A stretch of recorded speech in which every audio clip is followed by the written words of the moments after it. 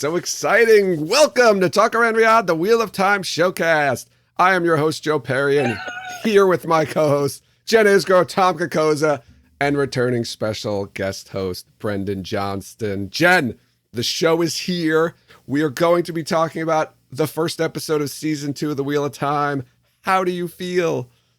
I feel great. You know what? Let me amend that. I feel so good. Yes! Because it's finally here. It's almost 2 years, not quite, but we made it. We're here. We've got 8 episodes to talk about forever coming up in our future. I'm so excited to get started on the first one. Yes. Tom, how you doing? I'm doing great, Joe. It's been a long time, and sometimes I think when the anticipation is as much as it's been for this season, when you actually get to do what you've been waiting to do for a long time, it could be disappointing. That's not how I feel right now. Very excited to talk about the first episode of this series. Brendan, have you gotten your spreadsheet ready for our scorings of the episodes again? I did it this morning. I preemptively added a tab for the rewatch episodes, which I think is probably inevitable. Using a different color this year. It's green. Ooh. Okay. Last time was blue. So maybe who knows what season 3 will bring. Well, Violet. You might decide to change You might decide to change the color when you like after the season, we're midway through the season, you might be like, I feel like another color is more appropriate, like something that resonates with the season. Possibly. We'll see. We'll see. Indeed, we'll see. So, how are you feeling, Joe? I am super excited to talk about the Wheel of Time, a new content, right? This is new content, something we haven't gotten to talk about, except for in little clips and teasers and trailers and images. We've got a whole episode to talk about, an episode that, spoiler alert, I was pleasantly pleased with. Pleasantly pleed. Pleasantly pleased. Oh, well then. Not disappointingly pleased. I was pleasantly pleased. In that case, I reconsider. Is there any other kind? You can be disappointed. Surprisingly pleased? No, I was pleasant and pleased. Right. I don't know. Okay, you can be disappointingly pleased. I have watched stuff that I wanted to hate, and turned out it was okay. I like that. Oh, yeah, that's a good point, Brendan. You might have been hoping for it to fail, but it was actually good, so you were disappointingly pleased. So I was pleasant. It doesn't happen a lot, but yeah. I'll go over how we're going to do this. It's been a long time, right? We're dedicating these episodes entirely to the television show episodes, recapping and reviewing and giving our opinions on there. We won't be doing really any other segments. Sorry, no Where's What Origins. Unless for some reason we happen to get What Origins at some point. We could put that in there. But the first half is going to be spoiler-free, right? We're not going into book spoilers, or at least any book spoilers that would be potentially in the future of the television show. So we might talk about things that happened in the books that are way past and are very likely not to happen in the show because they clearly changed something. So we'll alert you when we're going to switch over to the spoiler part, and Brendan will be leaving us because we don't want to spoil anything for Brendan as well. And we're getting back to, I think, maybe my favorite part of the episodes is Jen's recaps. So Jen, can you please take it away? Give us a recap of episode 201. I will. If you remember, we left our recaps with the small girl on the Western Shore being horribly murdered by the Shanshan. Okay, so we will start off Season 2, Episode 1, A Taste of Solitude, written by Amanda Cade Schumann and directed by Thomas Napper. On a dark night outside a building with a 6-pointed roof, a little girl plays among stones, one embedded in the ground with strange symbols. As Trollocs rush out of the night toward her, she runs inside, where hooded figures are around a table, listening to Ishamael speak about Randall Thor. From under the table, she sees a woman with long fingernails, a person wearing black gloves and a black Aes Sedai ring, a soldier with a black hawk sigil. When her mother flat out ignores her, Ishamael takes her outside to show her Trollocs aren't as evil as everyone says, and neither is he. Before they leave the room, Paddon Fane pulls down his hood and grins at the girl menacingly. Moraine is wearing a plain beige-colored dress as she pulls water from a well and carries the buckets back to a house. No blue clothes? Hard labor? She fills her bath but can't use the power anymore to heat the bath water. Tears. Shirtless Lan practices his sword forms among the trees as a horse and rider pass him heading toward the house.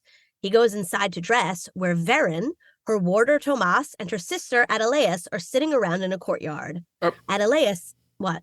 Does she say she's her sister? I thought she did. I don't think so.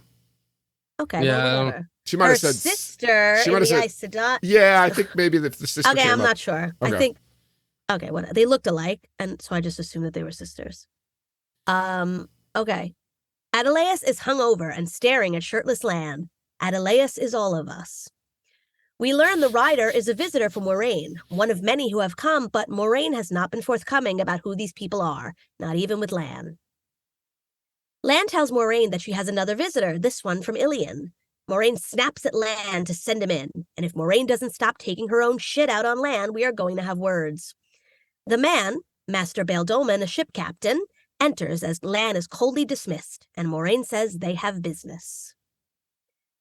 In the tower, Egwene is puttering around collecting dishes to clean. She takes a long look at the Amerlin's official dress, propped up in one of the rooms. In another, she gets a close look at Alana and her warders giggling and rolling around in bed. Guess what? The tower has more than one hallway! And there are plenty of other Aes Sedai around! Yes! When Egwene gets to the kitchen, Nynaeve and some other novices are cleaning. Nynaeve is not about this at all. Alana struts in to give them a weaving lesson. They need to pull the elements out of a glass of dirty dishwater. Egwene tries to channel with no hands while Nynaeve is completely blocked. Alana reminds them of their potential power that Amalisa used in Faldara and says Nynaeve is 10 times stronger than Egwene. Ouch. No one can leave without drinking their water, so Nynaeve defiantly chugs her dirty dishwater, and I gag. Ooh. Ooh. Alana gives an update on the girls to Shiriam, the mistress of novices, and a few other Aes Sedai, including Leandrin. They have all tried working with Nynaeve to no avail, all except Leandrin, who has not been allowed since she killed a girl that one time. Whoa, I don't think that's what she said. I think she said she said she died. She said she died. A novice died under her care. I don't think she said you killed somebody. What are you, her No, lawyer? like training. But we'll talk about that later. Go ahead. Put a pin in that. Leandrin tries to convince them that the end of the age is coming. The hunt for the horn has been called, and another false dragon is rising in Saldea. They are going to need Nynaeve's power. Shiriam agrees to let Leandrin talk to her. Alana is against it. Perrin and Loial are with the Shinarans on the hunt for the Horn of Valir. Perrin is writing a letter to Egwene. Egwene and Nynaeve, yeah, sure. He thinks Rand is dead, and he doesn't know where Mat is. Lord Ingtar, their leader, has just hired a new tracker. Perrin and Loial mess with Uno about how he keeps just missing finding Fane. The new tracker, Elias, appears in front of them. He brings them to a destroyed tinker camp with dead tinkers and burned wagons. Perrin's eyes flash yellow. We hear wolves howl, and he sees a vision of Fane killing people and a little girl running away. Elias has that same info. Weird. A little further away, they find a dead dog and a dead Shinaran wearing that Black Hawk sigil we saw earlier. Ingtar commands them to bury all the dead, even the traitor. Baeldomen shows Moraine a piece of Quendiar, broken, though it's impossible to break. Lan laments to Tomas about the loss of the bond. Tomas says Lan can leave if he wants. He already protects Adelaus, even though he's not her warder, and he can protect Moraine too. Lan's not fucking leaving! Doman explains that he found the Quendiar outside Cairhien, a piece of a broken moon dial. On the dial was a poem written in blood that he just happened to copy down. Moraine negotiates the shit out of him and gets the poem, which is all she wanted. Doman tells her 2 men have been following him, but spoiler alert, they're Fades. She tells him to get the hell out of Dodge. Nynaeve trains in the warders' quarters with Maxim and Yvonne. They tell her that warders go through harsh training as well, but they push through by remembering the reason they came to the tower in the first place. We're from New York. No, I said it like that. Yeah, I know. Oh, okay. Quarters. Oh, okay. Come on. It's an old joke. It's an old joke. Okay. Yes. They push through by remembering the reason they came to the tower in the first place. So why is Nynaeve here? She goes to see Egwene, but her room is empty. That's because Egwene is visiting Alana. She asks her questions about how to handle 2 weaves, but Alana thinks she's talking about handling 2 men. Hilarity ensues. Nynaeve is practicing the dishwater weaves when Leandrin walks in. She disparages Nynaeve's time sword training and then attacks her and belittles her until she gets angry enough to channel back. Leandrin shields her. She tells her Nynaeve is here to learn about power, and Leandrin wants to see her become more powerful than any of them. She releases the shield and leaves. The Shinarans bury the dead. Ingtar tells Perrin he showed the traitor mercy because revenge won't bring his people back. But Perrin still wants revenge on Fane. Ingtar says they don't know what Fane's reason was for doing what he did. Maybe Perrin should ask. Moraine continues to ice Lan out while she reads the poem to herself. Lan smashes things. Yes, go off.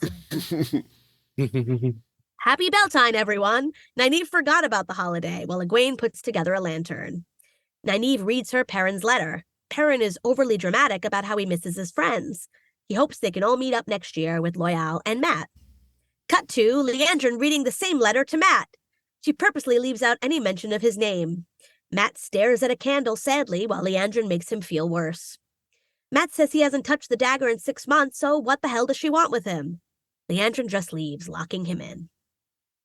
Perrin sets his Beltane lantern afloat on a river. He decides at the last second not to send his wedding ring off with it. Ooh. Egwene sobs over Rand. It was really nice the way he bounced on her right after they had sex and let her think he was dead. Mat is digging away at a wall in his room. Nynaeve puts their lantern out for Rand's spirit. But Rand is off somewhere, lighting his own lantern fully alive. You son of a bitch. You son of a bitch. Lan sets out a dinner plate for Moraine and asks everyone to wait for her. But they're hungry, so they try to convince Lan to ignore Moraine's attitude. It's hard to be cut off from the one power. Tomas tells Lan to be quiet and listen to her, and it's the first time anyone has ever said that to Lan. Lan gives in and brings Moraine her dinner, but she's gone, and she dangerously left 100 candles burning in a room full of paper. Okay. Moraine rides Aldeeb off into the night, and in 7 seconds encounters a fade. This was a good plan. Wait. She stamps and... What? She had Aldeeb? Yeah. Yeah, that's her horse. Oh, it's a white horse. Sorry, I don't know. Pay attention. It's a white horse. Okay. Yeah, it's Aldeeb. I don't know. Okay, she stabs and kills one fade, but there's another who gets her in the gut. Thankfully, Lan shows up at the last second to kill it. More fades pop out of the shadows, and Lan has a great fight that you can really see if you turn up your brightness. However, he can't finish it alone, so Varen and Tomas swoop in just like Caramon and Raistlin Majeri and Adelius. With swords and magic to finish off the last fade. Adelius comes too. She does that. She does? She does the thunderclap that she's really? Yeah. Oh, I didn't even notice her. I gotta look at see how dark it was? I didn't see her. And Varen are standing up on the ridge, both of them together. She's the one who says cover your ears. Yeah. Oh, I apologize. She does like the loud sonic boom and then okay, so then yeah. Sonic boom. I missed it. Well, anyway. I actually rewound that scene a bunch of times to see exactly what happened because it took me a few tries to figure out that. Yeah, it's really dark. That Varen uses the power to light his sword, to light Thomas's sword on fire. Yeah. It took me a couple of rewatches to catch that. I wasn't sure. I originally thought she just shot fire at the one of the fades. So this is the part. I guess I'm jumping right into it, but we'll circle back. We're starting with the last scene. Cool. No, I just want to talk about one thing, right? Weren't there 2 fades left that were beating the crap out of Fane, and then I only saw one of them get killed. Out of Fane? Lan? I'm sorry, Lan. Yeah. So thinking about the Fane and the 2 fades. Fane and the fades. Fane and the fades, our new rock group. Yeah, there were 2 of them, but I only saw one get killed because I thought Varen killed one with fire, and then I thought Tomas killed the other, but then I realized Varen lit Tomas's sword on fire and he killed one. Did the other one just... I don't know. Did Lan kill the other one? I think one of them fell down when Adelius did the sonic boom, but was that it that killed the fade? Well, let's come back to that because I have some issues with the fades. I have a big thing I'd like to mention about that last scene, but we can come back to it later if you want. We've got roughly 6 different things, like sections or parts, if you include the cold open and a 5-second scene with Rand. So we'll start with the cold open, and then we'll skip around and we'll jump into whatever story you guys want. Now, I know we did talk about the cold open in detail when it was released, but I think for the sake of having a full conversation about episode 1, we should rediscuss it. Yeah. Especially because I want to get some more details on from Brendan, and we did give him some clues to like kind of watch it again. So just some things that were revealed that I noticed in the cold open, right? So Shamael mentions being released by Rand, and that Rand is in hiding. Mm-hmm. So we know this scene, because I think we were questioning the timeline of this scene, but this scene is definitely post season 1. Mm-hmm. Yeah. And then there's the 6 statues outside the home with the Aes Sedai symbol, and one is knocked over. And there's a connection there, I think, that we might be able to make later. But each of those discs or the statues have 8 pointed stars on them. And we think, right, there's a connection there that those are 8 Forsaken, which Brendan, you'll learn more about later on. But I want to, as Ishii calls them, chosen. Is the one yes. she touches fell over? There's one on the floor.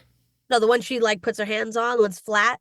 Yeah, I think that's the one that's lying on the floor. Oh, it looks like that was like in the ground for a while, but okay. Oh, I don't know when it fell over. Yeah, I couldn't say. Okay. So like, who is there, right? Who's at this Dark Friend social, Brendan's favorite term, right? We got a Shamael, right? One of those people is clearly a white cloak, right? There's we see Fane. Let's go. Who's 100% there? Fane. Fane. I don't notice the white cloak. When do you see a white cloak? There's a white cloak. There's a white cloak sitting right next to. When not under the table, but above the table, right? Yeah. So you see white sleeves. I think you under also the table see... you see the nails, the black Aes Sedai ring, and the Shinaran. Yeah. Yeah, there's an Aes Sedai there. And the Tinker, who's her mom. The Tinker, I guess, who's her mom. I guess we think that's it because, right, you said in the credits there's Tinker. Yeah, I don't. So I have a question about this now because, all right, so in the credits there's like a Tinker mom credited there, and you guys were like, well, maybe that's the Tinker at the end, or not the end of the Perrin scene. Yeah. And now I'm asking you, is that the same Tinker? Well, I had that question. That's supposed to be the same little girl. I had that question too. Is that the same little girl? What? Because Patton Fane is a sicko. I tried to pause it and look, and it did look like it was a different girl, but it's very hard to tell. Yeah. So I just don't think that anybody else's lower half of the body is credited. You know what I mean? Like, so that I think you're right. There's just like a section, like the Shanchan who we probably know. I won't. Obviously, I'm not gonna say who it is, but like there was no section in the credits for lower half body. Yeah, lower half supplied by these people. Well, you mentioned, right, there's somebody who clearly has the hawk, the black hawk symbol of the Shinarans, and then we find out later on. So I have a question. Again, we're jumping around just because I'm trying to connect these. That's okay. We can jump around. Because I'm trying to connect these, right? Get up. Get down. We later learn that there was a Shinaran who was killed in the Perrin and Shinaran scene, who Loyal says it must have been one of the Shinarans or the Shinaran who let the Fades into Valdara. So do we think that that's the Shinaran that was at the Dark Friend social? That scene is a lot, because even though I watch it like a couple of times, but it's like the girl runs away and then the girl's gone. The girl's not even there. Like, oh, the dog must have been trying to protect her. Like, I don't even know how they come to that conclusion. And then, oh, that's the guy that must have. Like, how do you know that Shinaran didn't just like come across this? Why the hell would a Shinaran be all the way where I don't know, but like, why do you just assume like that must be the guy that let them into Falda? Like, I think that was exposition. I don't know. That was an exposition dump right there. That I guess. And I guess the question is, a spoiler alert, we know the answer to this question, Brendan. But what do you think? Do you think that that's the guy who was at the Dark Friend social, that dead Shinaran that Perrin comes across with the other Shinarans? I mean, it seems unlikely just because of the well, I guess I don't really know the geography of it, but it seems unlikely that the Shinaran could let everyone into Faldara, go off to a meeting somewhere, come all the way back, Well, Fane and did. go with a caravan. Fane did. That's that. true. So, Yeah, that's a good point. I do want to, because I like they've made mention of this through like, well, episode 1 season 1 was this holiday and it's a year later, Right. Yeah. right? And then they make mention that Right. people have been in the tower for this long or whatever the case may be. These people have been traveling for months. They're nowhere near that's true. Shinar anymore. And again, I don't know, and I'm asked, that's why I was asking your opinion, because I've not watched this episode more than one time straight through. I saw this piece of it again, but I didn't do this. And if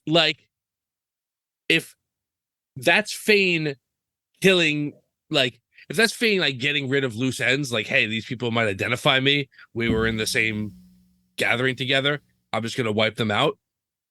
Maybe that's what he's doing here, and maybe He should have that's left his hood up. Yeah. So that's a good point, right? He's like, oh, I pulled my hood down. Now everybody knows who I am. Yeah, now I'm he going to smiled start. at the little girl. Now I'm going to kill Like, the looked little girl, directly her at her. mother, Yeah. and the Shanaran who was there. And he could be Right. on a mission And to like, kill who all kills the people. that Shinaran? Does Well- the dog kill the Shinaran and they just both die at the same time? Like, what happened? Yeah, I think their supposition, right? The parents' party's supposition is like, this guy's been traveling with Fane since the betrayal, and this is where he met his end. So let's go to the Perrin storyline then, since we're already talking about it. Let's do the Perrin parts, right? So Loyal and Uno are alive. No explanation about that. Nope. Nothing even for book fans to say, like, right, for I guess show watchers, Brendan, you have no qualms about the two of them being alive. They were clearly healed and they're fine. Yeah. But for But the other us, guys, no mention of him. He's gone. Yokota, Well, he Yeah. did. maybe he's still died. maybe he's at Faldara. I know, but like, it's just like Or- three yeah, people or he got just didn't die. stabbed. 2 of them are here, and one is Maybe like, he's no at mention. Faldara. So Yeah, just I don't like this is like, I Maybe guess he's in Willow. not a spoiler, but because that clearly doesn't happen. But in the books, Brendan, that dagger, if you even get nicked by it, you're dead ski. It's auto kill. Yeah. It's like auto kill. Like your body like shrivels up into like a black mummified corpse. So they clearly changed that.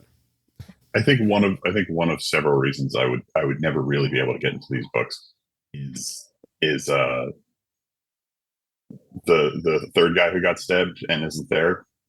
He's just not there. Well, he went to do Willow. It doesn't even occur to me to wonder where that dude is. So I'm gonna tell you, Doesn't matter. Like, So- it's just these are the other, like, this guy didn't come or this guy died, and that's it.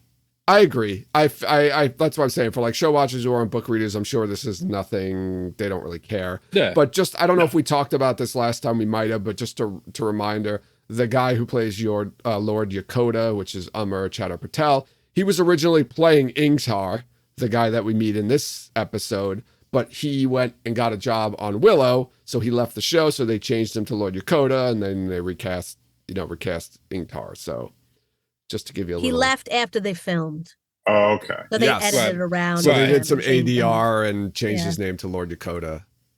Got it. So that's his story. So we get the letter Perrin's writing to Egwene and Nynaeve. He even talks. So like this, right? Everyone thinks Rand is dead. It's pretty clear that everyone thinks Rand is dead, or at least they think Rand is dead. The Perrin, Egwene, and Nynaeve think Rand is dead. He mentions Matt. He doesn't know where he is. We meet Lord Ingtar, who's leading this hunt. And then we get, as you mentioned, Jen, the new tracker. They mention the word sniffer, which is a little fun little thing for us book readers. And Brendan, what are your first impressions of this new tracker, Elias, who has clear golden eyes? Because I don't think he blinks in any of the scenes that we've seen him in. I was like noticing he's just like walking around with his eyes wide open. Like it seemed like he was consciously not trying to blink.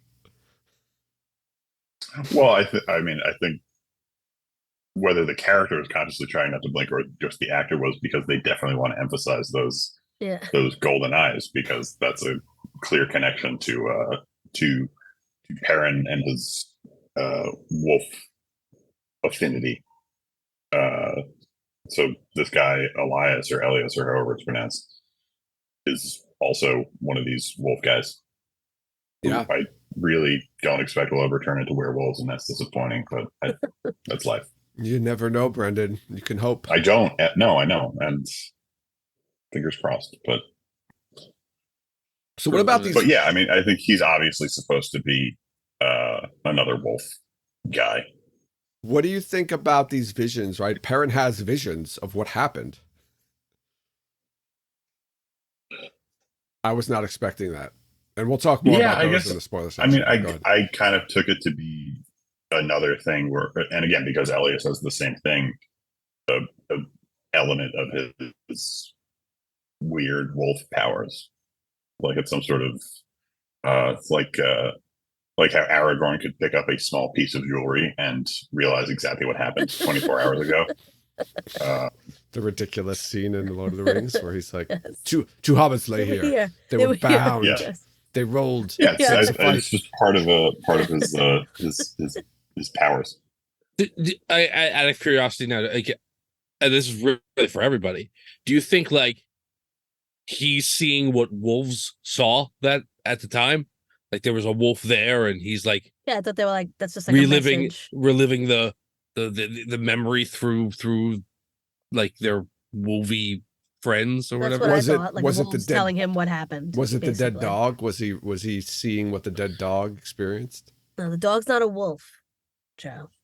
He could have been. Also, the dog's dead. But we know. I won't talk about that. Spoiler. Okay. Is the dog dead?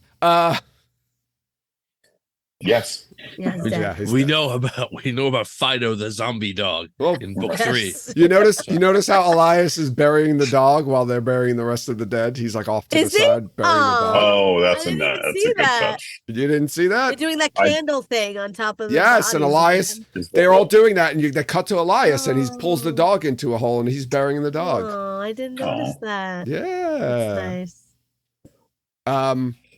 I did notice that they were burying them in the same very unsanitary and unsafe way that the Aes Sedai buried Logain's army. Just open grave about 3 feet deep, wrap them loosely in a shroud, and put a candle on them. I don't even think that was I guess that's how they do it there. Yeah, it probably wasn't even 3 feet deep. They like totally light on fire and set the totally inviting animals to come and eat their dead corpses because that's what's going to happen. Maybe the candle is supposed to keep the animals away. I don't know. Yeah. It's not a very big candle. Just lasts long enough for them to get out of there. I'm gonna guess they couldn't afford to pay people to dig bigger holes, so that's what happened. They didn't really have to show it in that case. Well, we just finished burying everyone. We get an interaction between Perrin. Okay, go ahead. I'm sorry. I want to dial back. They're burying everybody, and I was pretty hard on Perrin last season, and I was right. But I went into this season, hoping to take it a little easier on him, and this isn't like a big complaint. It's just like they're burying these people, and everyone else is completely silent because it's a serious moment, and they're putting these people to rest, even though they were their enemies. And Perrin will not shut the fuck up. Like he talks, he monologues the whole scene, except for Lord Ingtar prompts him once, listens to him talk for 20 minutes, and then 20 minutes. tells him what an idiot he is. Not in those words, but that's like what he means. Like, well, maybe try.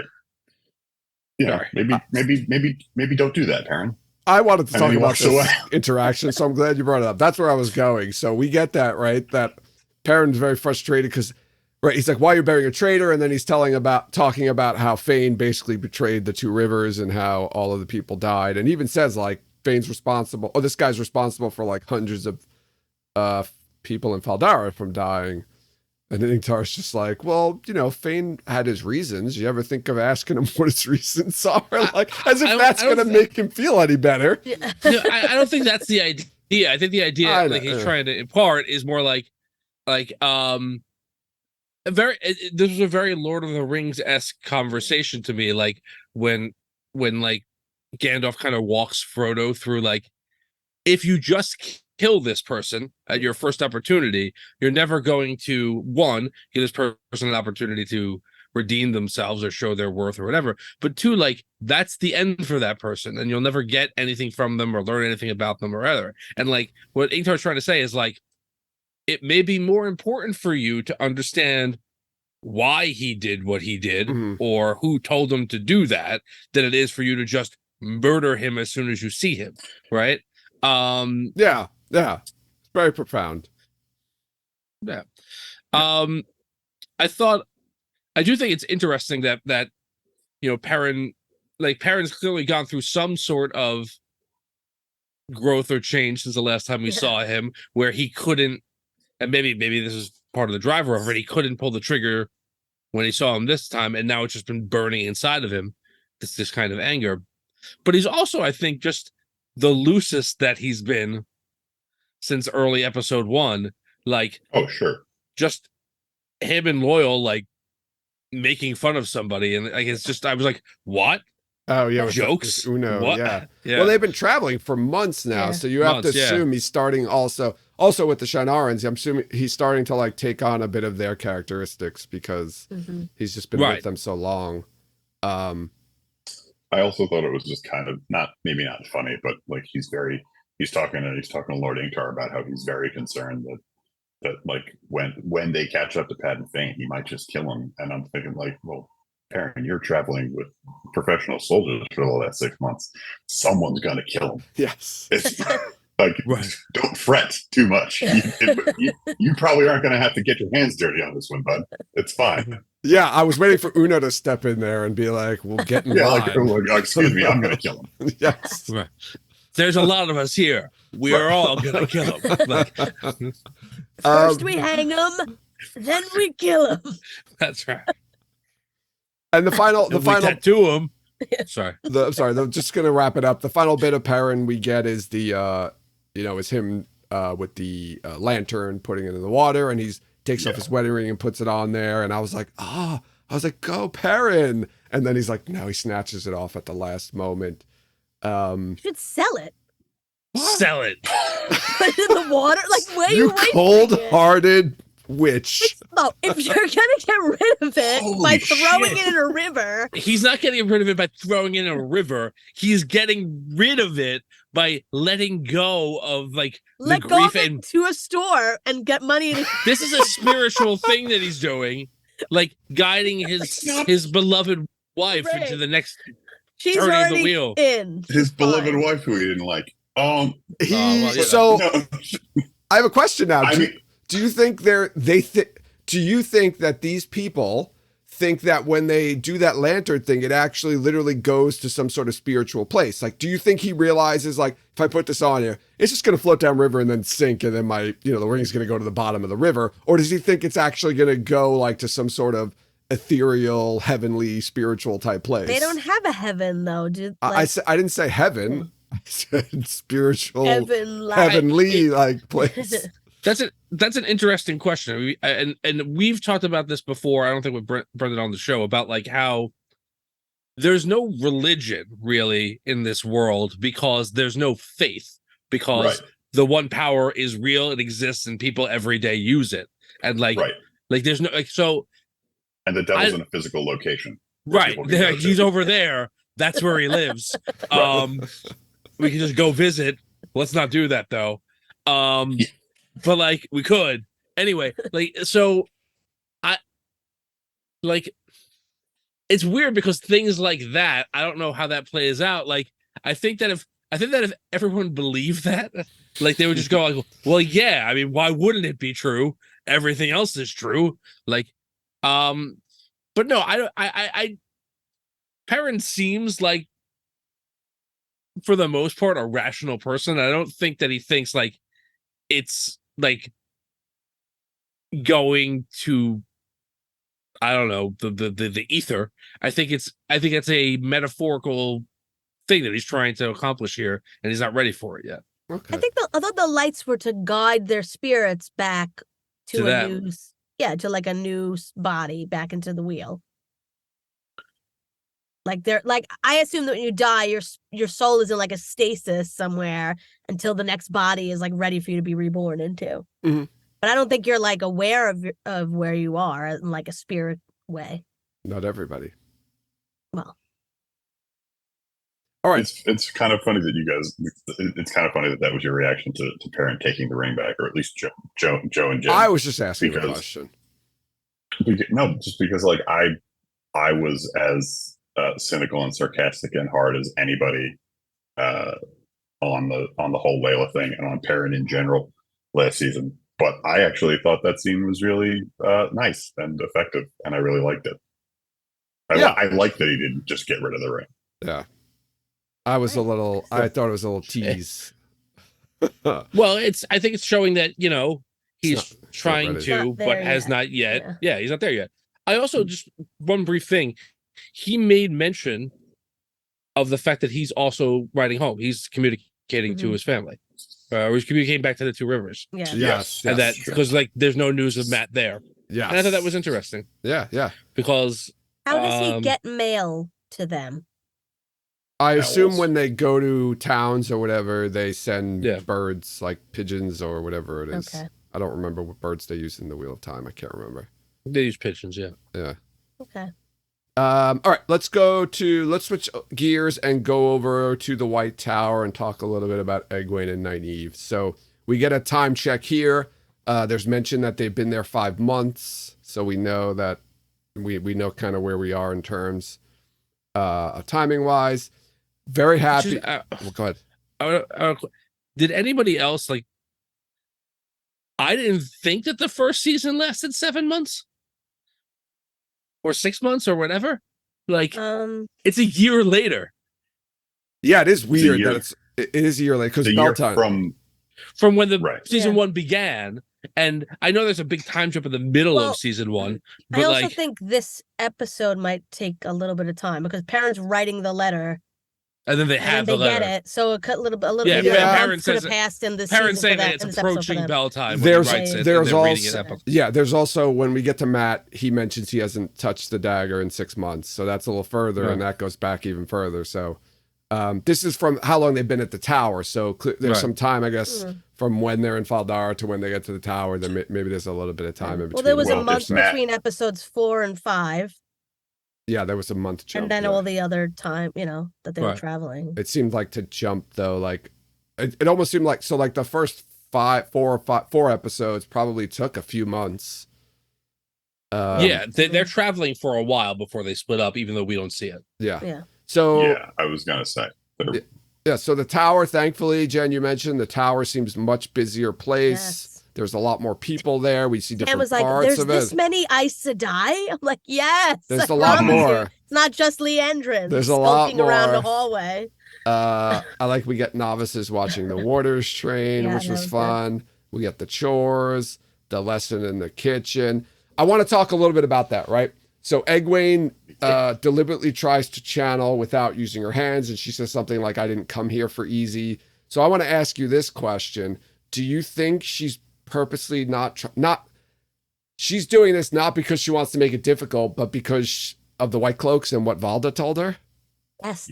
Yeah. Didn't absolutely. I say, or someone, I'm going to try to claim credit for it because I think it was me, that Egwene was going to, or there was going to be something about hands and not using hands because that Aes Sedai that he killed in the second episode probably just didn't know how to channel without her hands. Yeah. Yeah. Like Alana's like, you have 2 hands, just use them. Like that's what they do. They use their hands. And then he cut her hands off. She probably still could have, but she didn't know how. She could have done it with her stumps. I feel like Egwene is gonna She's like, I'm not falling for that. Learn that way tailpipe. So she doesn't have to falling for the banana in a tailpipe. So I didn't catch that.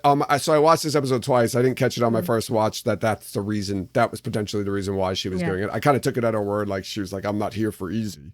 And I was like, oh, wait a second. She's worried about White Cloaks. And if she gets, cornered by White Cloaks, she doesn't want to have that as a crutch.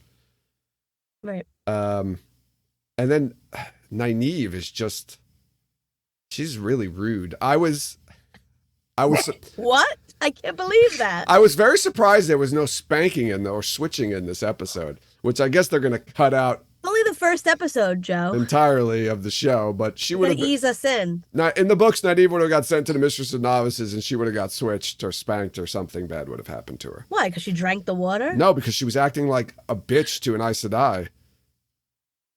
Right.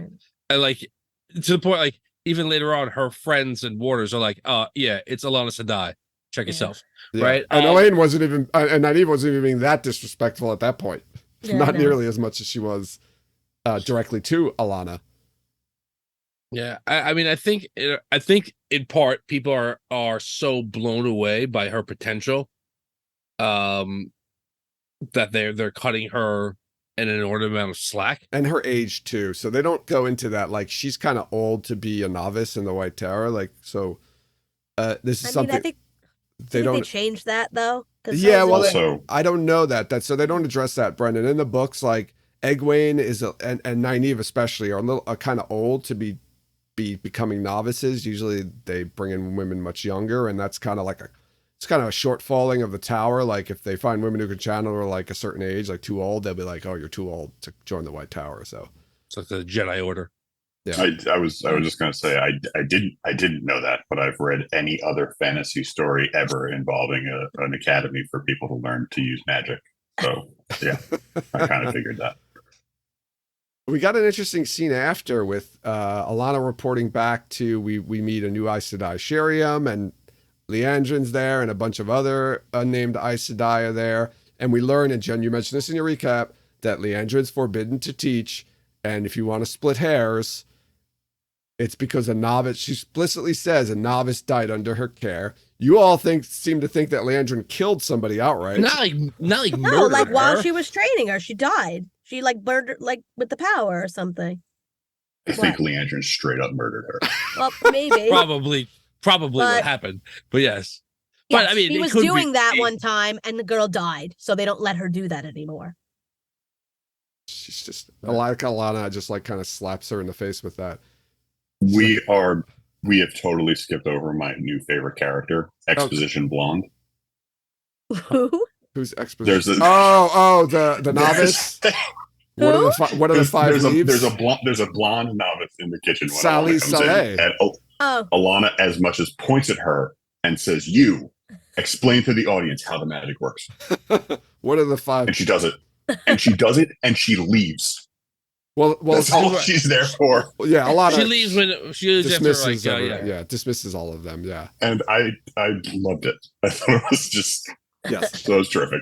That was. We're gonna get. I have a feeling we're gonna get a lot of that kind of exposition, Brendan, and about like the one power, which is fine. Channeling. I'm genuinely amusing. Yeah. I was not criticizing. I was to make sure that got mentioned. I was kind of laughing because I was wondering how new she was, because that's like day one lessons, and she seemed like she was struggling a bit with that. I was like, she's got to be really new or just not really good. Well, it's also I took it as it's possible she's very new, but I also took it as like Aes Sedai are not to our main characters, I guess, but to other people are supposed to be incredibly intimidating, and I think there's a little bit of like I must say the words exactly right or whatever to that. That's how I was reading into it, at least. So we get one other bit of information that we get in the meeting with Sheriam and those other Aes Sedai is that Sheriam talks about how like fewer and fewer women are coming to the White Tower to train, and like there's not as many novices as there used to be. So just something to note there. But there's another false dragon that's more powerful than Logain. That's probably good. And Saldea. Oh, I missed that. Yeah, I said in my recap. Oh my God! When I saw that scene, I heard that. I thought she was talking about Rand. No, she said that there's another false dragon coming up in Saldea. Who's she did say so. Oh my more God! powerful than Logain. Yeah, well, that's like Saldea to me. Like, there's no way. That's whatever. I'm sure Brandon's not looking at the map, but Saldea is on the other side. It's the same. It's also in the north, like same latitude as Shinar, but the other side of the continent. Yeah. Far west. Yeah. Yeah, all the way on the western shore. It's actually north of where the Two Rivers is. Like, if you went to the Two Rivers, you just kept going north. You get to Saldea, but like, really? Yeah. So Nynaeve, right? She goes to spar with the warders, which I wasn't really too happy about that. But we get a really important But point she's here. just like hanging out with them. But she's like a really good swordsman. She's like giving because that's what they Maxima. do. So she's like, oh, to hang out with you and talk to you, I have to like practice swords. So she's actually getting good at it now. Yeah. I think it's just that she wants to spend time with people that she can talk to. I think it's fantastic that even in a magical fantasy realm, the phrase "a real piece of work" is what people say when they're not allowed to say "bitch."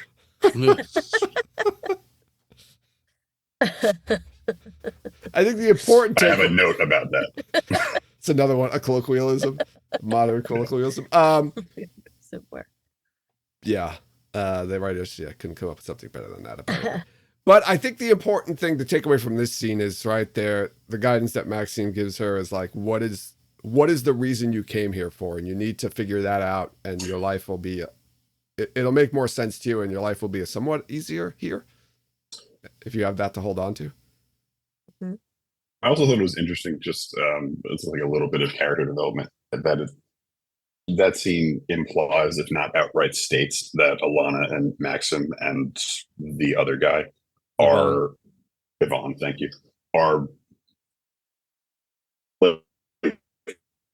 they're her warders in a relationship. They're not in a relationship because they're her warders. Yes. Like he says he fell in love with an Aes Sedai. One guy says he fell in love with an Aes Sedai, which presumably is Alana, and the other guy says he fell in love with a warder. Yeah. And that's why they're there, as opposed to being the other way around. Yeah. I don't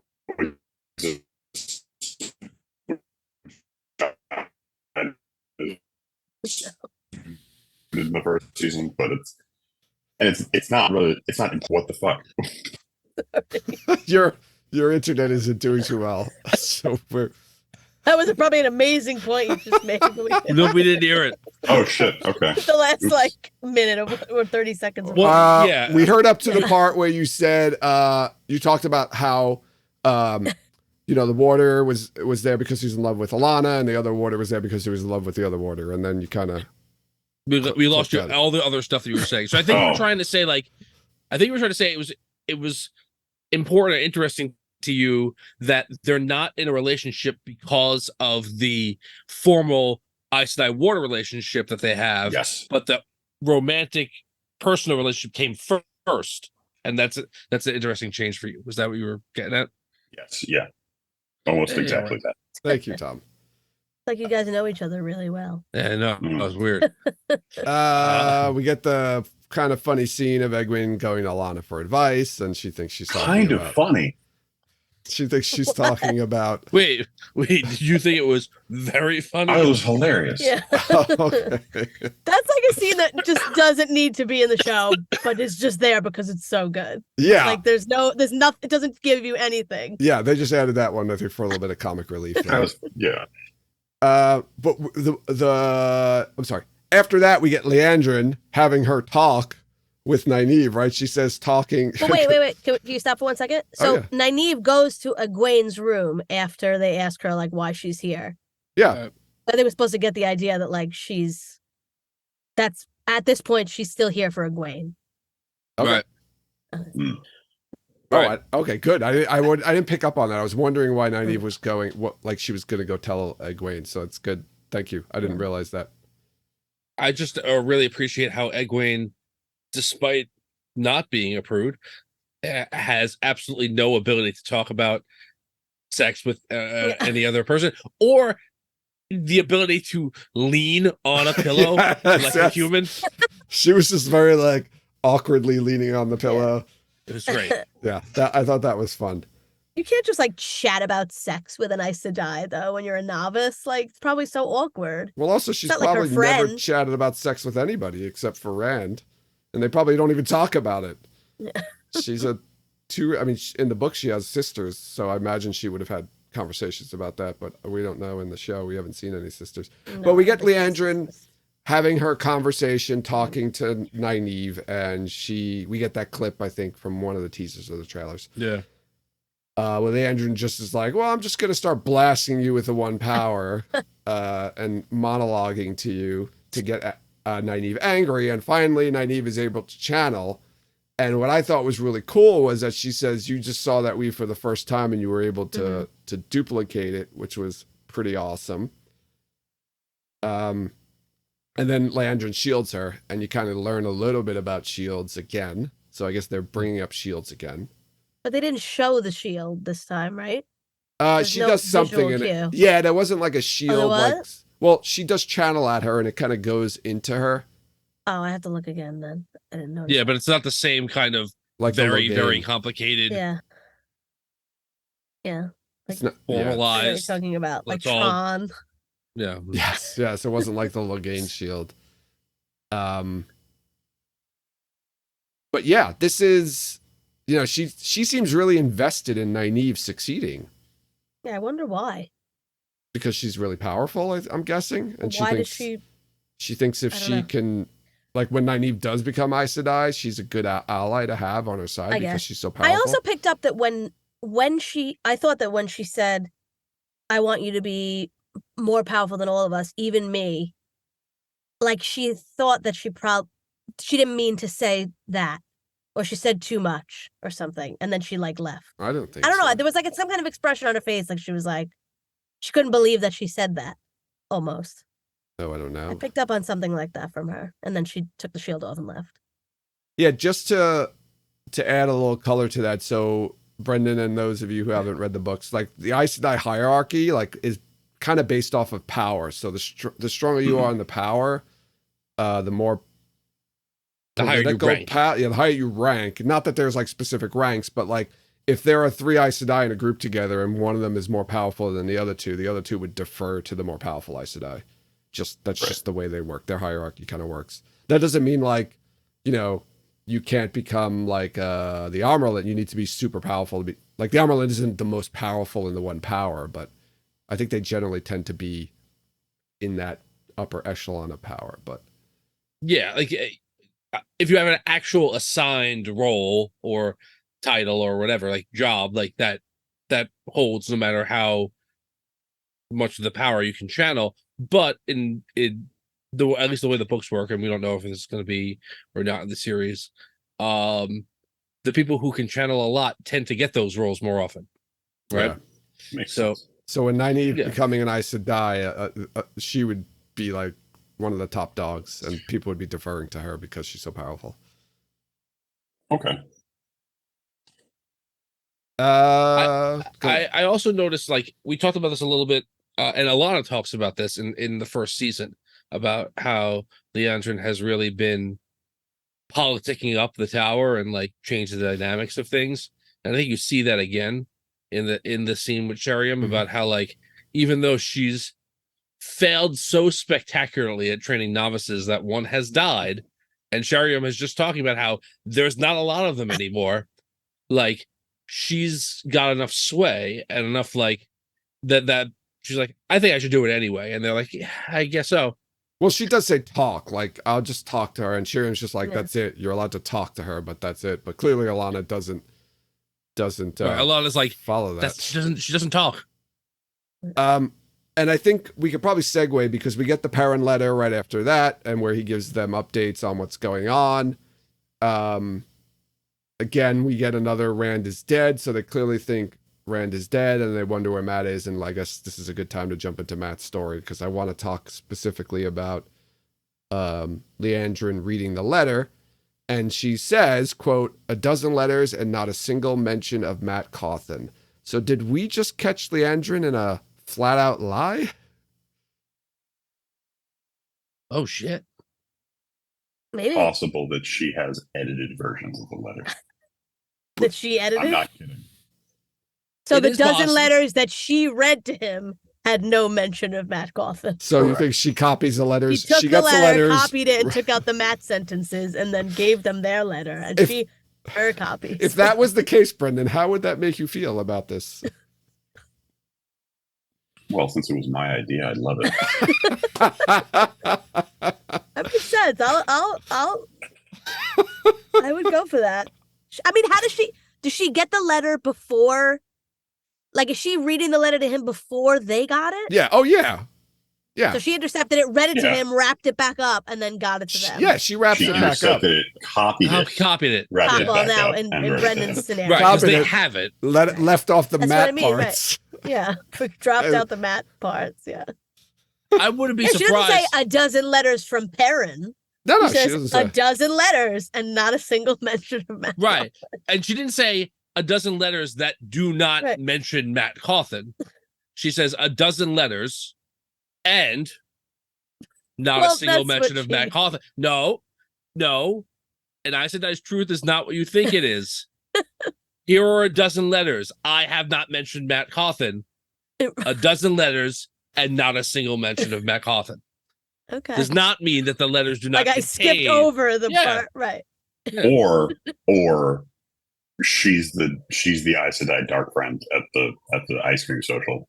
And she's actually just like abandoned her oaths and everything and is just pretending.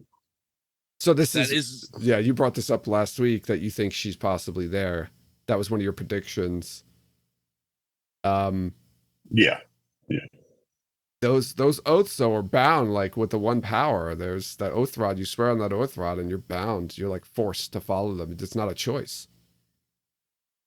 That's all I'm gonna say. That's all he's gonna say. That's all I'm gonna say, except for this.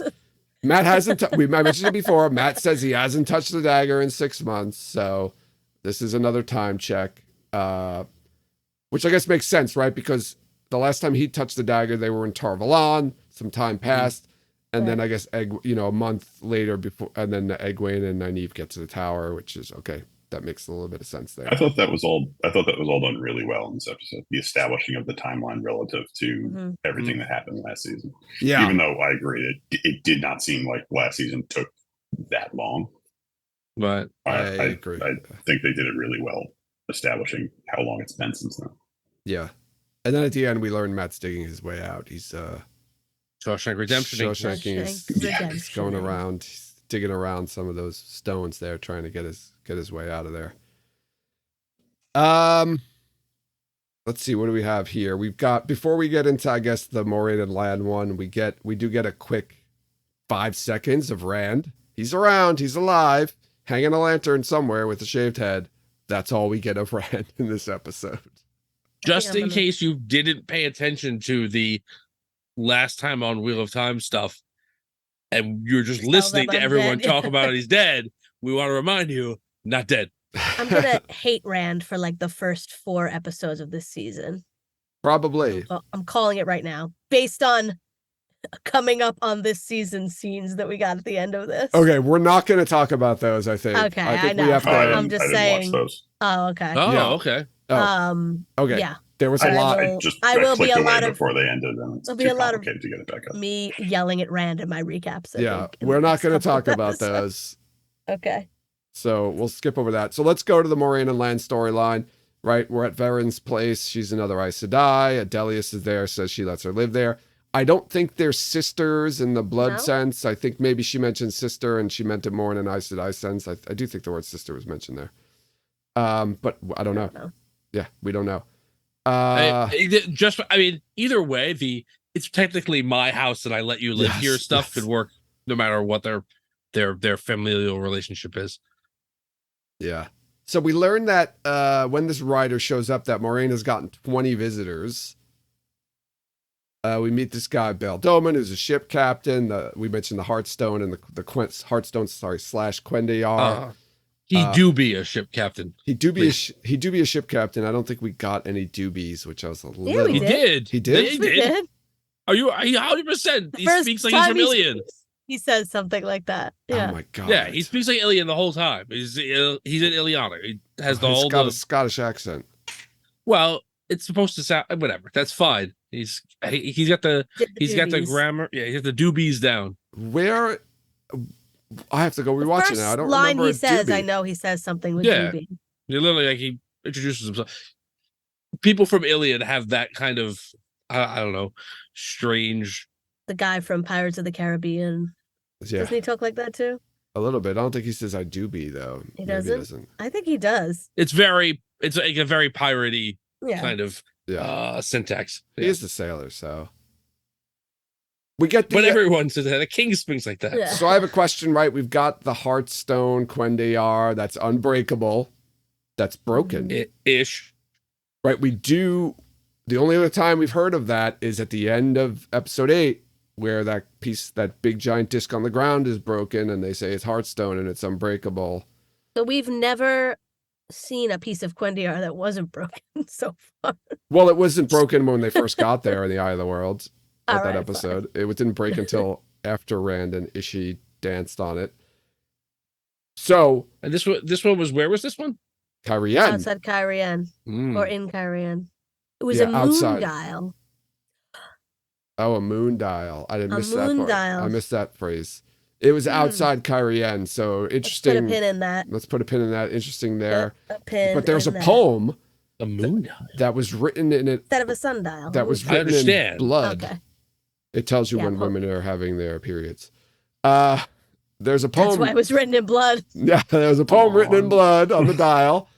Connection there. Jeez Louise. Jeez Louise. He said it first.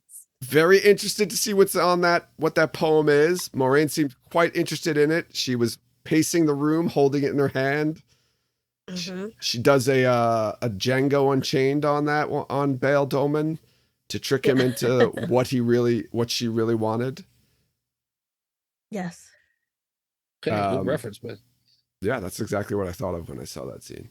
I do like how that also is a little bit of like a little bit of world building there, just about like, hey, the sea folk may play the game, they may play the game, but I said I invented the game. Like that kind of, I like that little thing, and you get the sense, or at least I got the sense that like she is leaning more on like she's leaning heavier into the other skills that she has, and almost taking like a relish in doing so to balance out what she's lost. Yeah, and I think we're gonna get some more of that in the upcoming episodes. He's being followed by some cloaked figures. Oh, we're gonna learn who those people are at the end. Moraine, she knows. She knows exactly what's going on. We get a lot of tension between Lan and Moraine. Moraine's giving Lan the silent treatment, kind of treating him. Can we just go back? Because I love how she was like, sail as far and fast as you can. And he's like, the spray's a riverboat. It was so fast. And I was like, yes. Yeah, and he's like, I just love that they put that in. Yeah. Like, and actually like, stick to the shallows then. Like, she's like, no, I don't want to hear it. Get the hell out and go. When you hit, just go. Just keep going. So, and I do like how she immediately, like, as much as she was like bargaining hard to get what she wanted, when she found out that he was in danger, she's like, take this money, pay for supplies. Like, there's no like, so like that bargaining had nothing to do with like, I'm not gonna spend because like whatever. It was literally like, I want what I want. I'm using this to trick you into giving me what I want. But like, when somebody actually needs, like, she's willing to just give money. Like, I like that little touch with her as well. So. Yeah, she says when you get down, sail as far east or west as possible. I want to direction and go. Which direction does Bail go, and do we see him again, Brendan? I mean, just because I've heard that name a lot before, and I feel like you guys will be super disappointed if we don't. And yeah, I think we're probably going to see him again. Which way does I'm manifesting it for you guys? West or east? Whatever direction Rand's in. Okay. I don't know where they are actually, so that's a good question. Yeah, I guess we don't know where they are, so it's hard to say. Yeah. But if he goes down to Ilion, he would have to say then Rand's north. Like, he's north, east. Well, yeah, I think that's the idea. Like, the fact that they're saying sail down river when you hit the ocean, go east or west, makes you think that there's one river that basically goes like from Carrion down to the sea, like to Tyr, where Swan was from, right? So maybe they're all somewhere near there. I don't know. Yeah, I don't know. We'll see if we get to see him again in this season. So Lan and Moraine are clearly not getting along well. Lan's very angry, gets frustrated. I like the fact that like he can't even, like, you tell when he's doing the kata in the beginning. Yeah. Like, he's getting frustrated. He feels like he can't focus. He's not doing it the way they want to. He's constantly like reworking it and like trying to like restart in that scene. And I don't know whether that's like he's unfocused because he's so angry, or he's so angry that he wants everything to be flawless and he keeps redoing it. And either way works for me.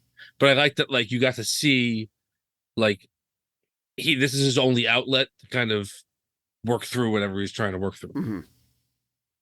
I like though that we get that conversation, the dinner conversation with Varen and Adelius talking about like the trauma of being cut off from the source and how most women die. I don't know. This keeps leaning. Everything's. It sounds like she's stilled. It does sound like she's stilled. I think everyone certainly thinks that, and that's how they're acting. Yeah. Like, and people know what shielding is. Like, there's not like. I think that there's a clear difference to them. Yeah, Lan kind of starts to feel a little guilty because he maybe doesn't fully understand Moiraine's situation or doesn't appreciate like how she's kind of fighting to continue and go on when most women just wind up dying. So he's like, I'm going to go bring her dinner. And then she's gone.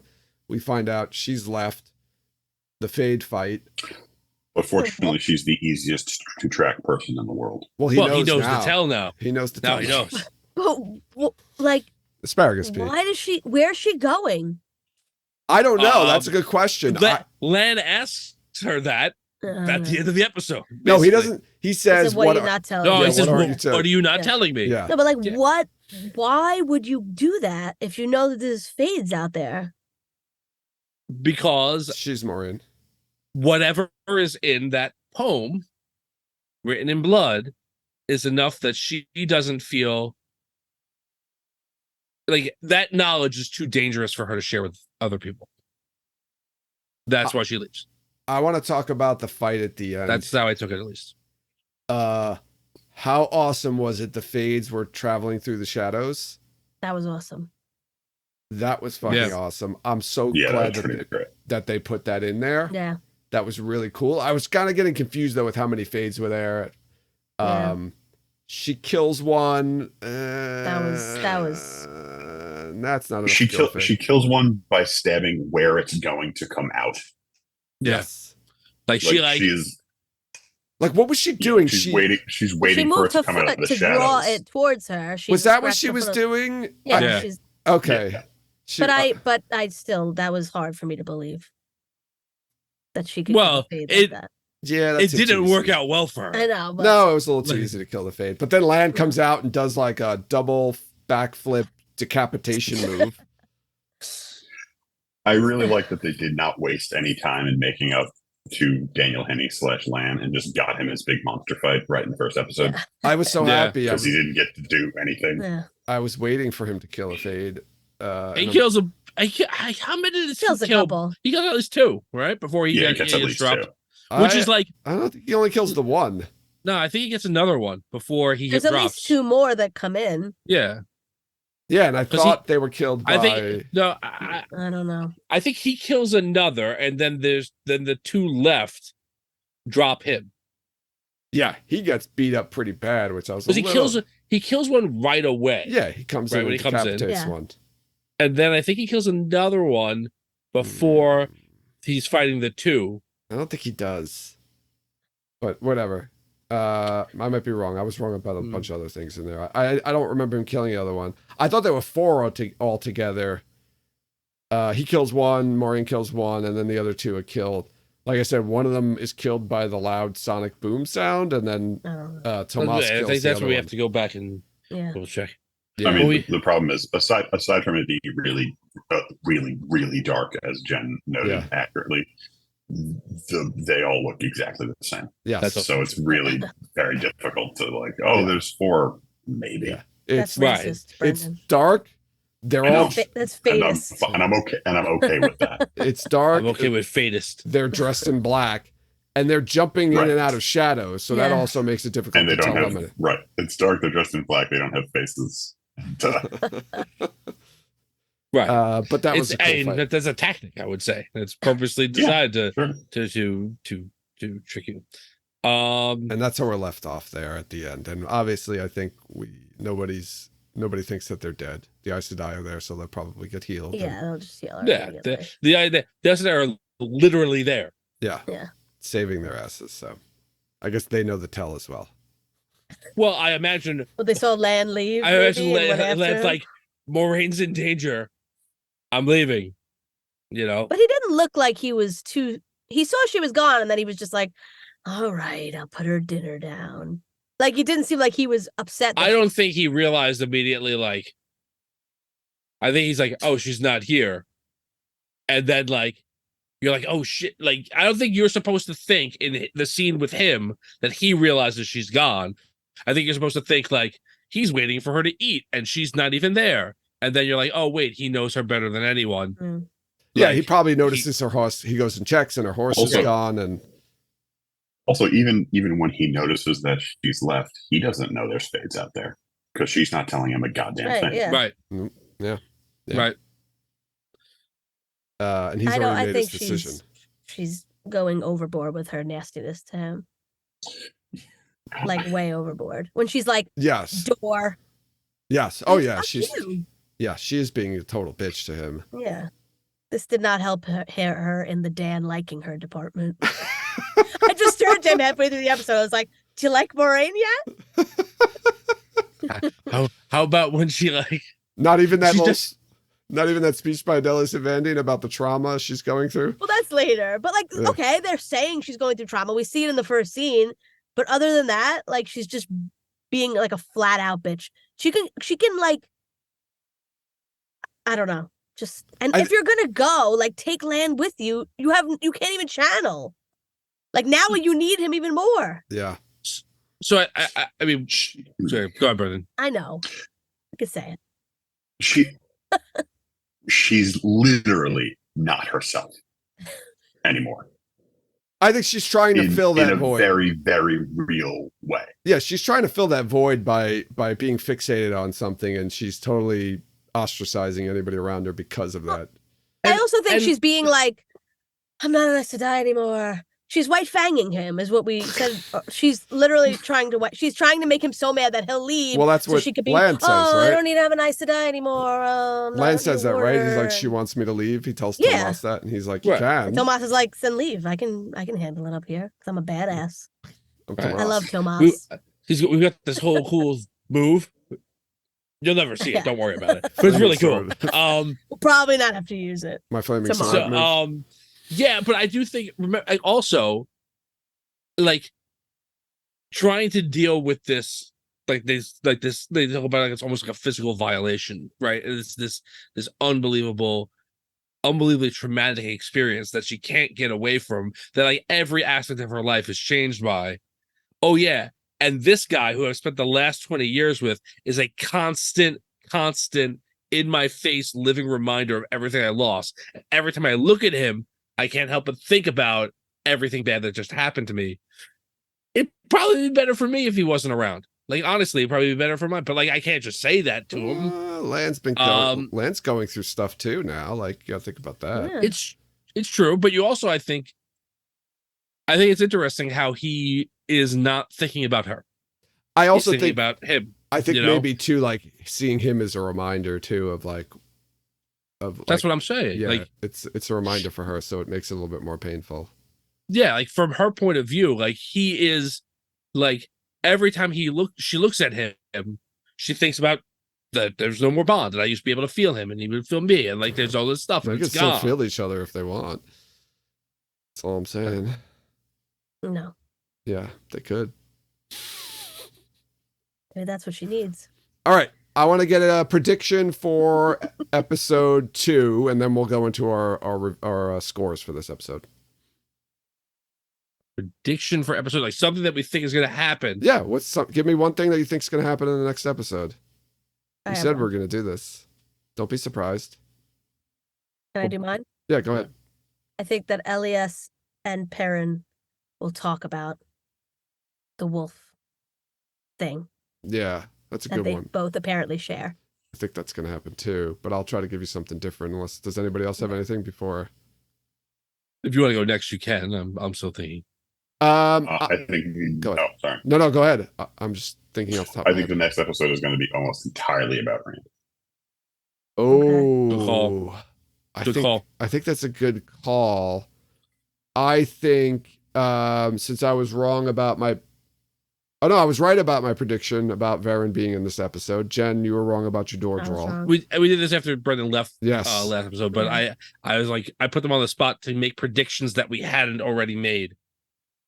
And you said that Lan and Moraine were going to be separated, but they almost were, but they weren't. True. They were for like a minute and a half. They were for a minute. I was like, I didn't get it. All right, but emotionally they were. No. That's what you meant. That's not what I meant. I did not get it right. I'm going to say that it's hard to say that they're going to split up after what just happened, though. But we keep getting the impression that Lan and Moraine are going to be separated. But it's hard to see that happening with the way this ended. But I could see a way. I could see a way. She like tells him, you know, where she was going, and it's important enough for him to let her go for some reason. I'm going to predict Matt escapes next episode. Okay. Ooh. Yeah, I know it's way earlier than I had it in my breakdown. I don't think he's. I'm gonna go the opposite way. I don't think he escapes. I think he gets escaped. My prediction for episode 2 is that both scenes that we saw at New York Comic Con will happen in episode 2. Oh yeah, definitely. That's a good prediction, 100%. I think that's easy. Yeah. Let's call it. It's just for you. Here's. I'll give it just because you said that. Moraine was stabbed once. Lan was stabbed many, many times. Oh yeah, he got sliced and diced. He could just wake up and she's not there anymore. That's also true. Yeah. Right. She could be like, oh, okay. Oh, yeah, that's good. That's true. That's good. All right, let's get our scores. Let's get our ratings. Right, we're doing this off of 5 stars. Right, is that what we did last time? 5 stars, perfect episode of television. I'm going to give this 4 stars. I like this. It was very different than the books, right? A lot of, except for maybe some of the Egwene Nynaeve stuff, and most of this was very different from the books, but I liked it. It worked. It was cohesive. It made sense. There wasn't a lot of like confusing things going on, and you were like, this is so stupid. There was a couple of, like Brendan said, like the colloquialism, a piece of work, and things like that. I didn't like that Lan got his butt kicked by the Fades and Moraine killed one so easily. He got his butt kicked by 2 Fades in the book. He would have taken Fades are supposed to be really hard to kill. He's killing Fades in the book. He is killing Fades. Not in the second book. He's been a swordsman for like over 20-something years. There's like 4 Fades there. And usually it's like, I will give him this. He's not. It's like six guys will kill 1 Fade. That's the normal. Yeah, Lan is like 10 guys though. And I will give him this. Okay, oh, really? he doesn't have the bond, so I guess he loses some of his extra, I think he constitution and vitality. So maybe that's what happened. But Moraine kills a Fade too easy, so that's why I took the point off. So otherwise, I give it 4 stars. Okay, I'm gonna go next. Okay, I'm gonna give it 3.75. I really liked it. I don't know if I'm going to a 4 yet, but I thought it was a very good first episode. It opened up the world a lot, and there was a couple of things in it that we were like, not expecting. No, like that we had said we didn't like about the first season, like the tower being so small and stuff like that. That they remedied. Yes. Yeah, I'm gonna give it 4 stars as well. I thought there's one thing, and we didn't talk about it a lot, but there's one, I say, performance-wise thing that I didn't love that knocked a little bit off of me. That's pretty much it. I thought it was very well done for a first episode. We didn't talk about this at all. I thought it was shot beautifully. I thought the landscapes were terrific. I thought the cinematography was really good. I thought the effects work was really good.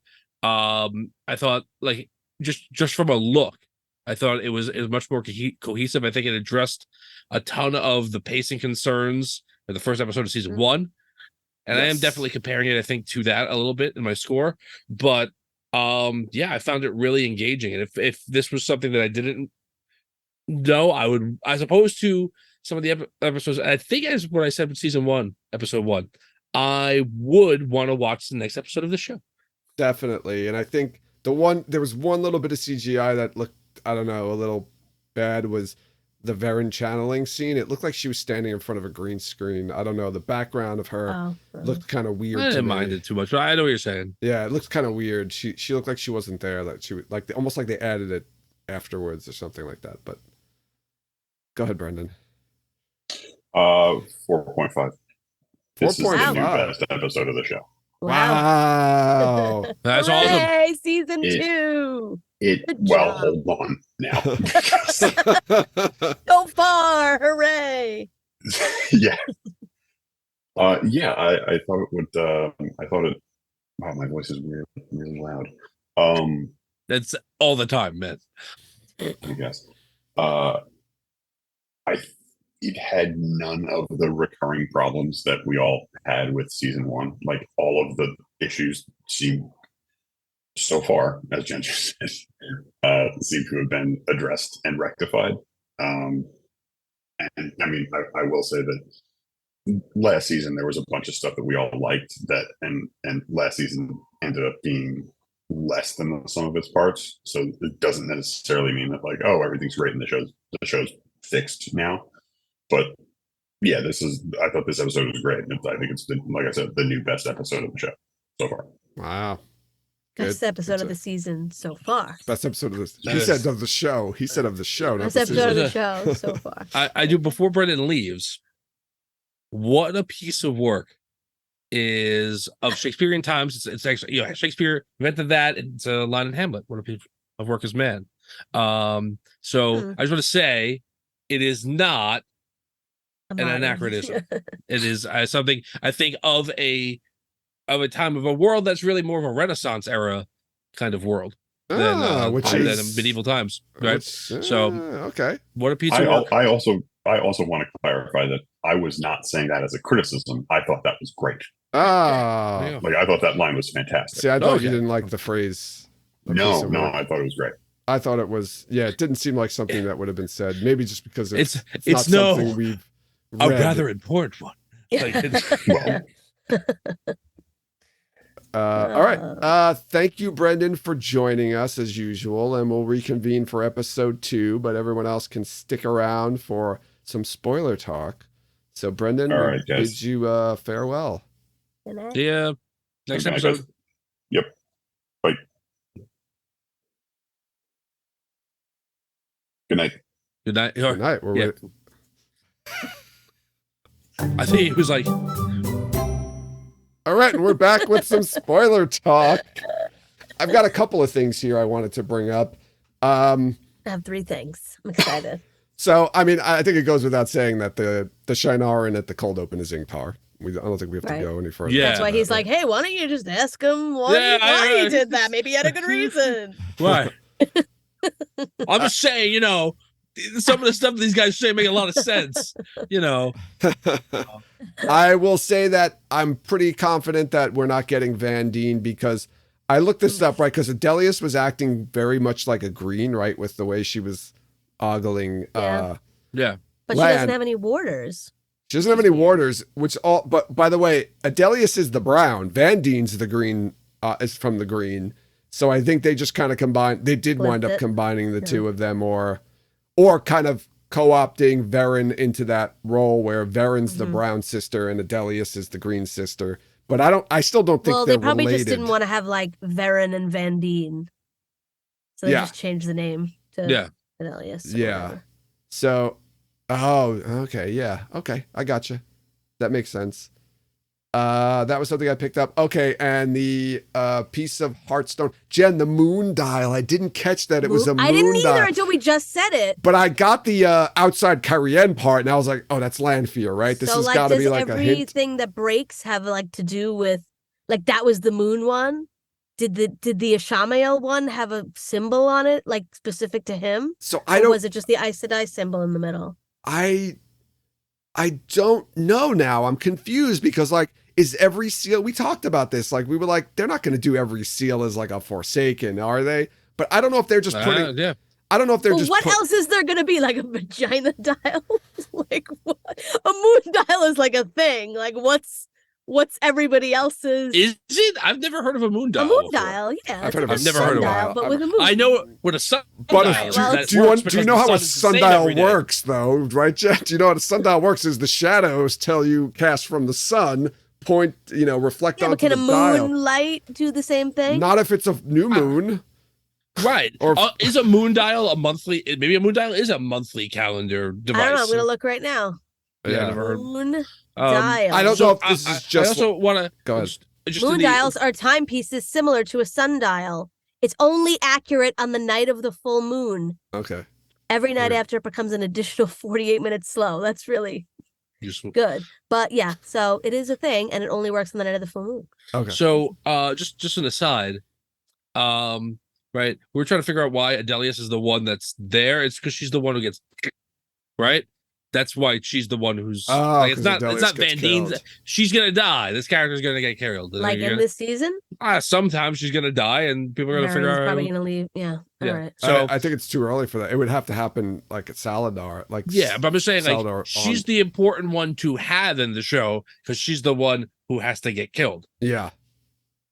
And I'm not so sure. Like I think the Quendiar found outside Carienne is just, I feel like that's just kind of like a nod to the, I don't know if that's going to be a thing where every one of these seals is going to represent it has to be. It's going to be a thing. Forsaken now. So now there's what, 8, what are there going to be, 9 seals, 8 for the Forsaken and 1 for the Dark One? Like how does that work? Oh, I don't know.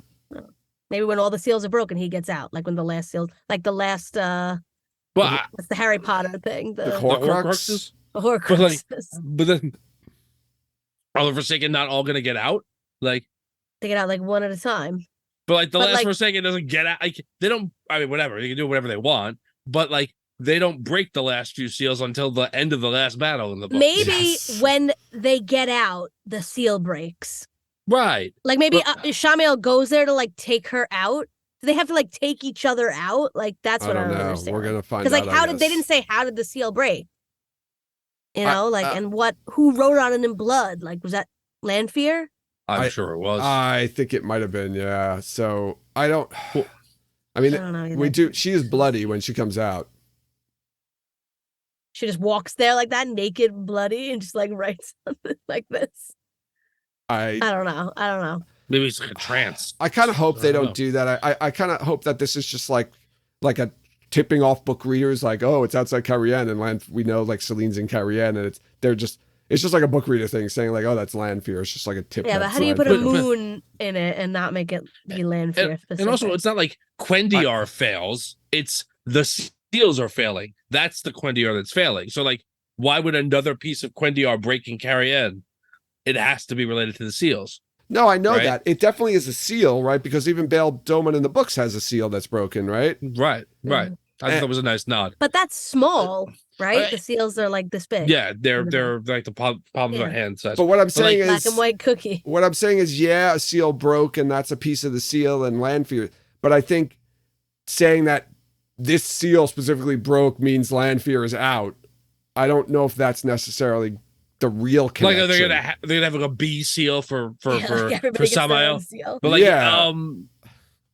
and like a smaller are they seal? all in the Westlands? Like, is there gonna be one in Shawnshan or like where? Yeah. Did they repurpose the seal?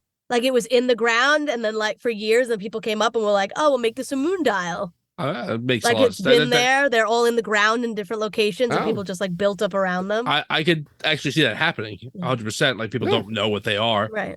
But it would have to be something. The end would have to be different if that's what's happening, because they're not gonna like keep a Forsaken out until the end. Like that doesn't like and the last Forsaken shows up at the very end. Like, so like the Forsaken are gonna be out. So like the seals breaking are not going to be a requirement for the last battle to be completed. Is that what they're doing with the show? I don't know. I'm not 100% sure with that. Waffo. It does look like they're doing a like what Jordan first anticipated doing, which is multiple Eyes of the World for the different seals. right? Well, we don't know if that there's other eyes of the world. This was just No, but like that their seals are like all large physical items, not carryable physical small items. discs.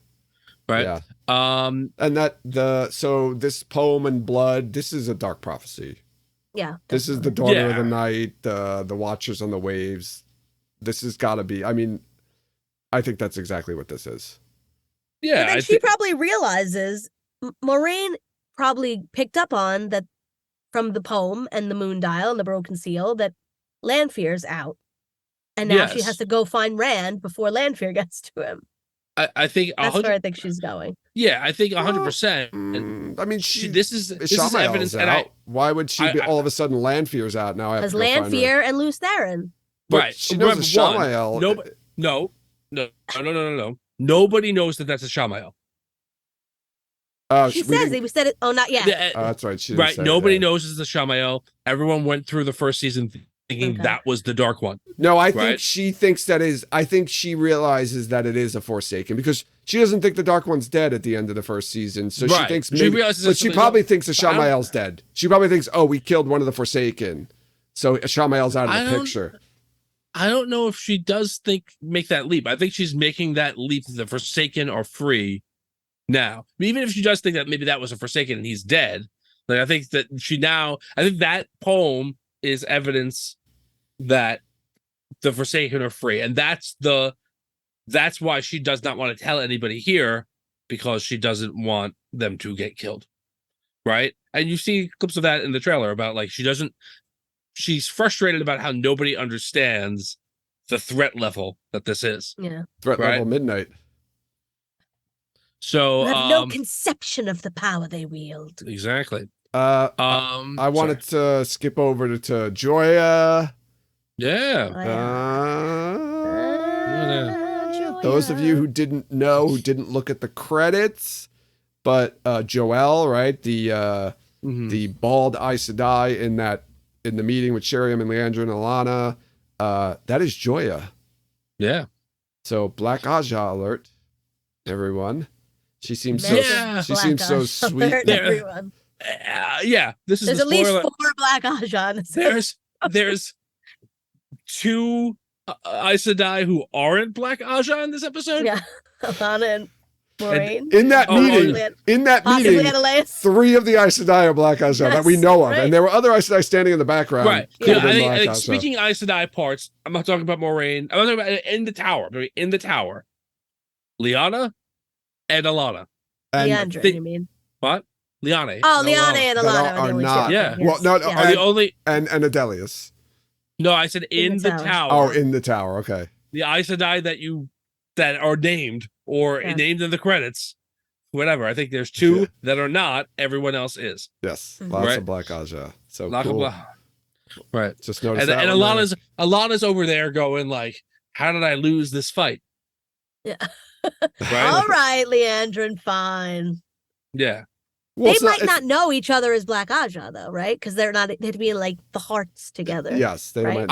Yeah, but it's not. It's not like that could be Joya like said no, let her do it. She's just the one. She just gave that line about the dragon, the other false dragon. Yeah, but I think that everyone there is of a they're all of the bad guy persuasion, one way or the other. So I think that they're more willing to do things that probably aren't the right thing to do, like let somebody who's shown time and again that they cannot be trusted to do anything really appropriately, to let them around the most powerful and valuable novice the tower has had in generations. Yeah. That's why, I feel like what Leandrin said to Nynaeve was weird. Like, why would she, unless she's just messing with her, like, why would she be like, I want you to be more powerful than everyone, like, even me? And then that's why I thought she got, like, why did I say that? Like, that was not in my, I shouldn't have went that far. I'm black. I'm supposed to be mean. I honestly I don't know if I honestly feel like Leandrin is trying to sleep with every single person that she talks to. Because I also got that, like, she's a close talker. Mm-hmm. There's an intensity there. Yeah. There was one other thing I put, but Jen, you brought it up, I think, in the episode, was the visions that Perrin has of what happened. You hear the wolf howl, and then you see the vision. And the first time I watched it, I was like, wait a second, what are they doing? Why are they giving Perrin visions? They kind of almost made it like the sniffer. At least to me at first, I was like, oh, they're kind of making it like Huron's sniffing thing, because he can, when he sniffs, he kind of gets impressions of what happened. But then I thought, like you said, the second time I watched it, I thought, like you said, oh, is this like images being sent to him from the wolves? Yeah. Like that's how they're just telling him what happened, and that's how he sees it. Yeah. So that's cool. Really what it's like. It's like an image of something, and then his brain translates that into human thought. Right. Yeah. I thought that was done well. Yeah, it was surprising to me, but I thought it was done well. I wanted to double back. We talked about him a little bit. I thought Bail Doman was terrific.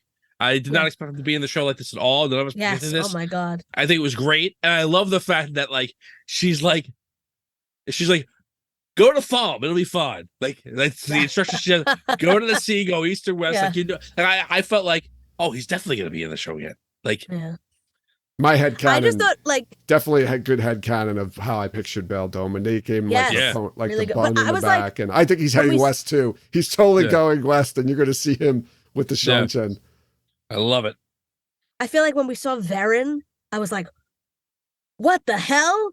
And then I was like, Bail Doman? What? Like this storyline is like off the rails. Like I'm like, I don't know, anything could happen at this point. Like I was like, it was nuts. Good. It was really good. I liked it a lot, but I was just like, what in the world is even happening? And Varen came in right at the beginning, and you were like, oh my God. It's another thing I need. I'm like, I need a moment to like reconcile myself to this. Like, I was all I could think about literally while I was watching the show is like, oh, we don't have to worry anymore. Like, they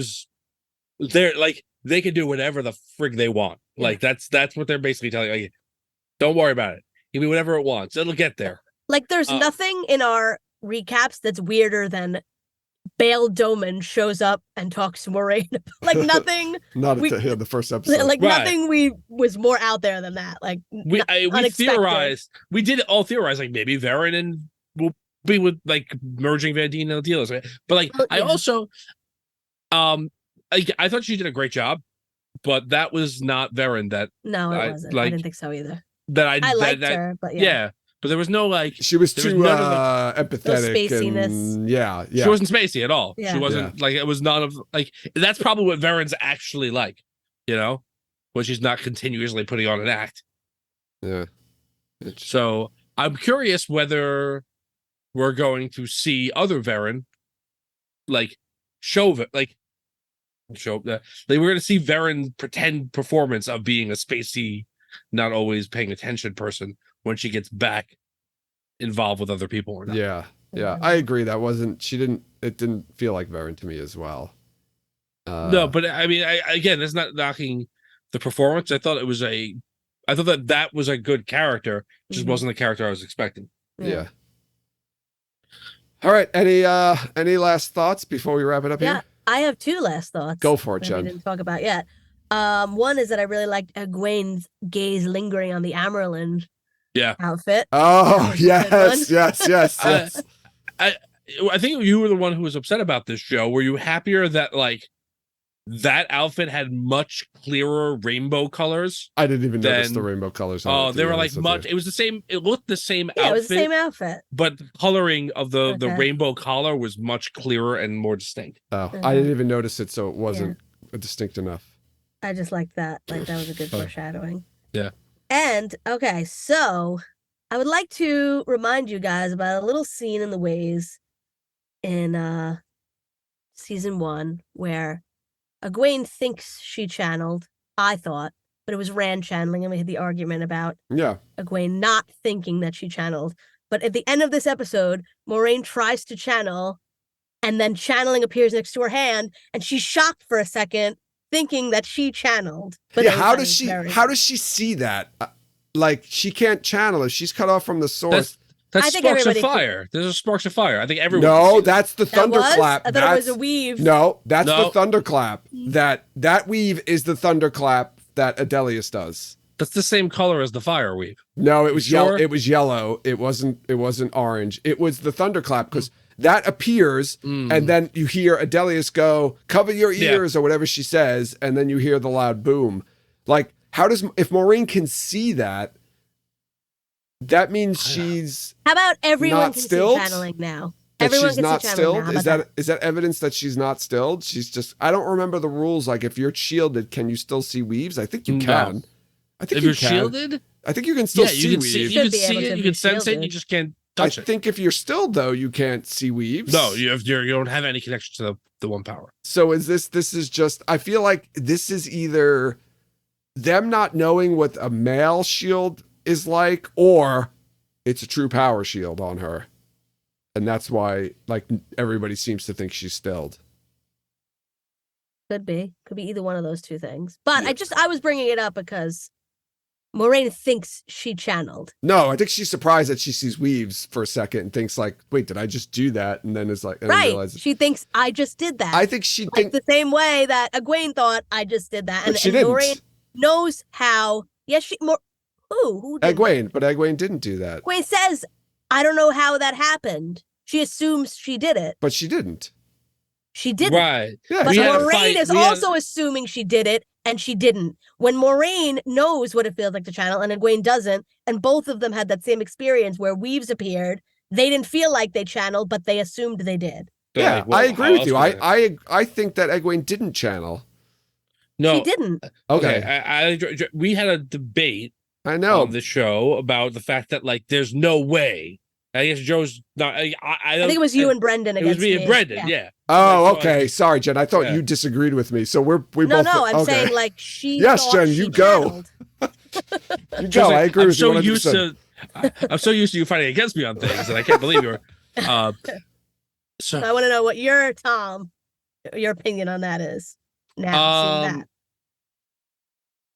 I think it's. I appreciate all that. I do think it's different because she is actively trying to channel, and then channeling appears. I think and Egwene she's was like, how trying did to that channel though too. No, Egwene's No, she's didn't. not. She's like- Egwene's like, yeah. I assume that I can channel. Channeling happened. I assumed Yeah. it's me. Yeah. She is trying to do the thing that she knows can be done. It doesn't think it's going to work, and it somehow happens. So I do think it's a little bit different, but I can appreciate the fact that you're trying to call that back. Okay. All right. Good callback. Anything else, Jen or Tom, before we wrap it up? I don't think so. I think I'm good. All right. I don't want to be good. I don't ever want to stop talking about Wheel of Time.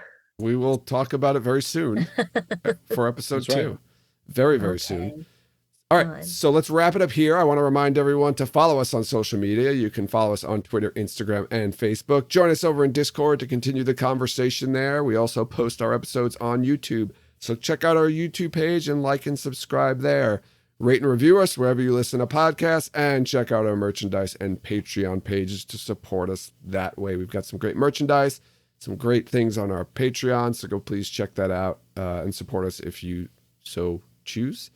Links to all the aforementioned. Actually, there's no informational link in the show notes because we didn't talk about anything but the show, so I will skip that part. Final words, Jen and Tom? On to episode 2. Off to a great start. Yeah. Episode 2, what do we think the name of episode 2 is? We all had Strangers and Friends, I think, right, as episode 2? I had Strangers and Yeah. Friends. Okay. Yep. We'll see if we're right on that one. We were all right about the name of episode 1. Oh, we knew Well, that. yeah, they told us. Go us. We'll So take credit. Thanks everyone for listening, and you'll hear us next time. Name of episode 1. Oh, we knew Well, that. yeah, they told us. Go us. So thanks everyone for listening,